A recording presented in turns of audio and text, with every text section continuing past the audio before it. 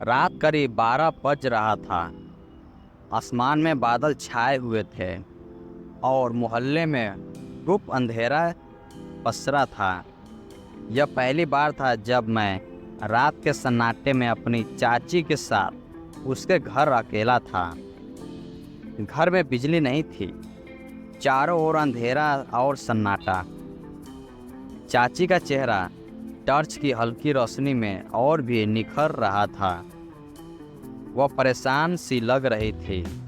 उसके पति मेरे चाचू विदेश में नौकरी के सिलसिले में गए हुए थे और उन्हें गए 6 महीने से ज़्यादा हो चुका था।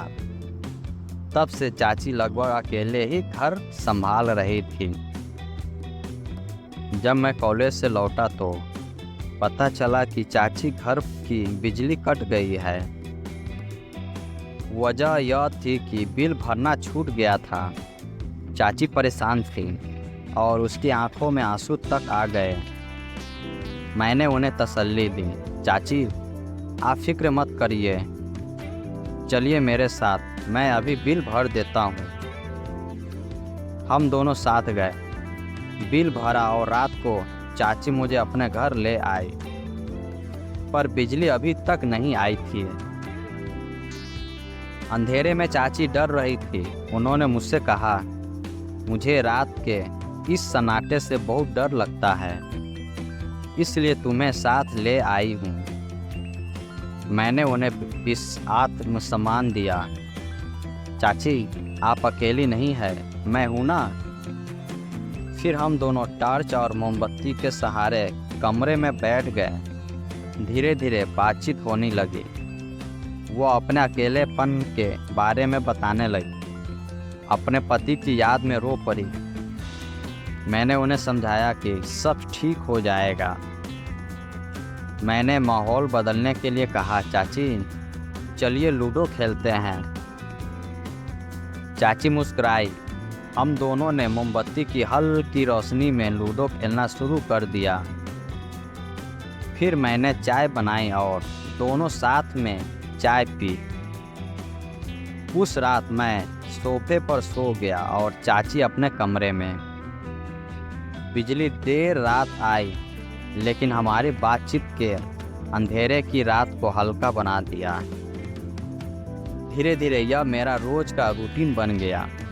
मैं रोज शाम को चाची से मिलने चला जाता, लेकिन असली मुसीबत तब शुरू हुई जब मैंने अपने 2 दोस्तों को चाची के घर बुला लिया। मेरे दोस्त बिगड़े हुए थे। उन्हें पार्टी करना, तेज गाना बजाना और सिगरेट नशा करना पसंद था। मैंने सोचा, चाची तो जल्दी सो जाती है, क्यों ना उनके घर को पार्टी प्लेस बना दूं।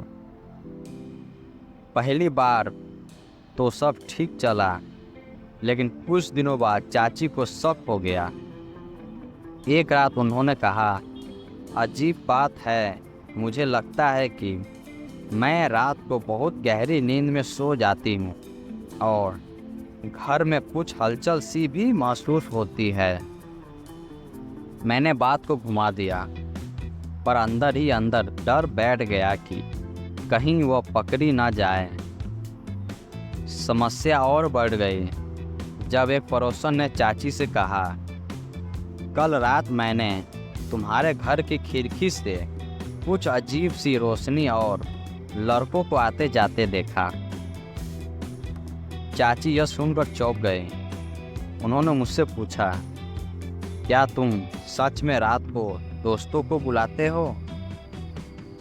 मैंने झूठ बोलकर टाल दिया, लेकिन झूठ ज़्यादा देर नहीं टिकता। एक रात चाची की आंख अचानक खुल गई और उन्होंने मुझे अपने दोस्तों के साथ हंसते गाते तेज गानों पर नाचते देख लिया। वह गुस्से में आग बबूला हो गई। उन्होंने चीख कर कहा, रात के अंधेरे में तुम मेरे घर को क्लब बना देते हो, क्या तुम्हें जरा भी शर्म नहीं आती? तुम्हारी माँ दिन रात मेहनत करती है, तुम्हारी पढ़ाई पर पैसे खर्च करती है और तुम ये सब कर रहे हो? चाची की आंखों से आंसू बह रहे थे। मैं चुप था, सिर झुका लिया। फिर मैंने धीरे से कहा, चाची, मुझसे गलती हो गई। मैं गलत संगत में पड़ गया। अब ऐसा कभी नहीं करूँगा। बस आप मम्मी को मत बताइए। चाची ने सख्त लहजे में कहा, मैं तुम्हारी माँ को कुछ नहीं बताऊंगी, लेकिन याद रखना, अगर तुमने फिर से ये गलती की तो सबसे पहले मैं ही तुम्हारी शिकायत करूंगी। अपनी माँ की कसम, अब तुम्हें बदलना होगा। उस रात के बाद मेरी आंखें खुल गई। मैंने दोस्तों से दूरी बना ली। धीरे धीरे मैंने पढ़ाई पर ध्यान देना शुरू किया। शुरुआत में मुश्किल हुई, लेकिन चाची की बातें मेरे कानों में गूंजती रहीं।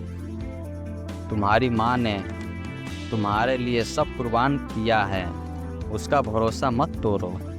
आखिरकार मेहनत रंग लाई। अगले साल मैं अच्छे नंबरों से पास हुआ। आज भी जब मैं उस रात को याद करता हूँ तो सोचता हूँ, अगर चाची मुझे रंगे हाथों पकड़कर न डांटती तो शायद मैं ज़िंदगी भर गलत रास्ते पर भटकता रहता। उनकी डांट ने मुझे संभाला, मुझे गिरने से बचा लिया। आज मैं जहाँ हूँ वहाँ तक पहुँचने में मेरी माँ के साथ साथ चाची की शक्ति और उसकी समझदारी भी हाथ है। धन्यवाद।